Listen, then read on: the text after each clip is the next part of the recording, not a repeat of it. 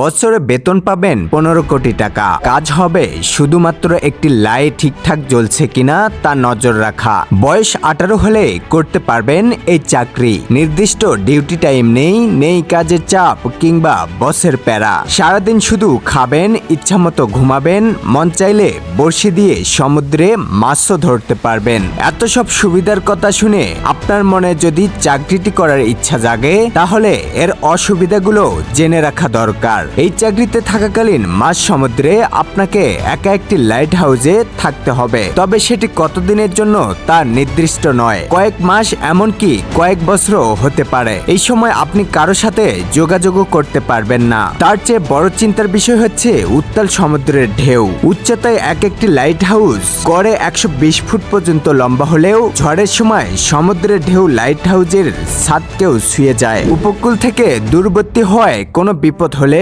সাহায্য পাওয়ারও কোনো সম্ভাবনা নেই। তাই মোটা বেতনের লোভে লাইট হাউসে জাহাজকে আলো দেখাতে গেলে আপনার জীবনের লাইটটাই সমুদ্রে নিভে যেতে পারে।